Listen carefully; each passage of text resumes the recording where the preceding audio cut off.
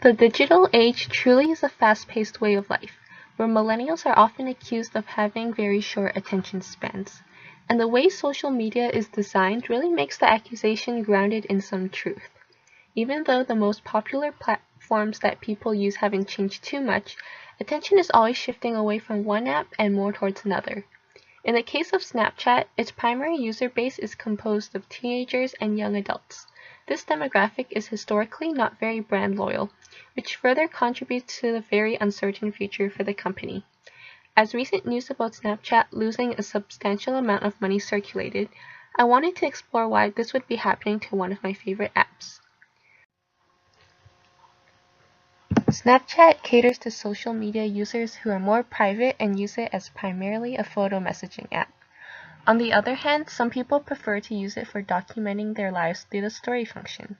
They don't need to worry about dealing with the consequences, because the beauty of Snapchat is that stories disappear after 24 hours. Snapchat has enamored young teens everywhere. No longer did you have to think twice before you posted. So much of social media before Snapchat was about meticulously authored tweets and edited Instagram pictures. Even though social media for the average user isn't about producing high-quality content, we still have some sort of pressure to make our online selves look nice and get more likes on our posts. However, since the adaptation, or rather absorption of Snapchat's main features by other social media apps, Snapchat has had a hard time maintaining that explosive growth it experienced in its heyday. Is the app truly just a fad, or does it have potential to be something more? Snapchat is currently worth $34 billion, but whether that is sustainable has been met with great skepticism.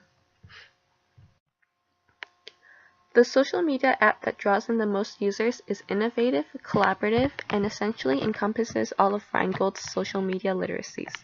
I'll be focusing on the aspects that made Snapchat popular and the reasons why other apps such as Instagram can adopt Snapchat's main features and surpass Snapchat in terms of popularity and growth. The first media literacy, arguably one of the most important ones, is attention, which also ties in with many of the other literacies. The most popular social media sites like Facebook, Instagram, and Twitter can hold one's undivided attention for long periods of time because you can stalk other people's profiles, share memes, and explore hashtags. In comparison, Snapchat is a bit lacking in the attention department because truthfully, how many Snap stories of food and Kylie Jenner can a person tap through a day? However, Snapchat works because of our short attention spans. Sending snaps is a great way of communicating with your friends so they can see what you're up to without reading that much.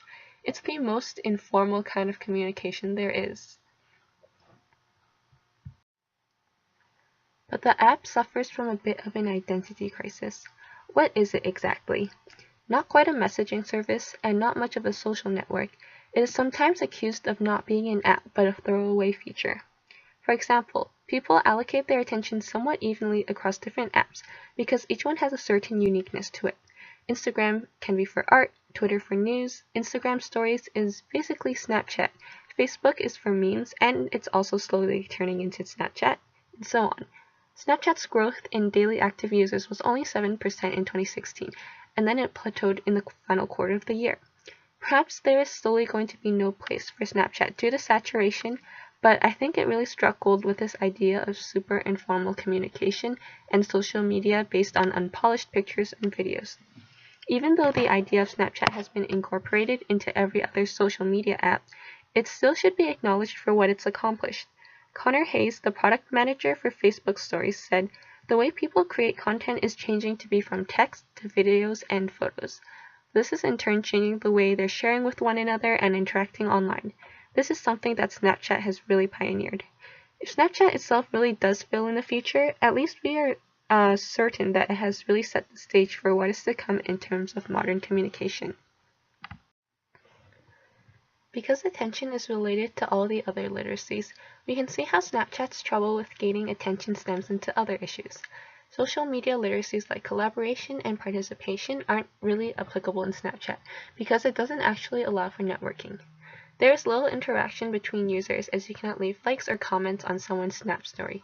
There's appeal to that aspect, but for Snapchat to be a full-fledged social networking app, it would be useful for it to implement other features that make it seem like a virtual community.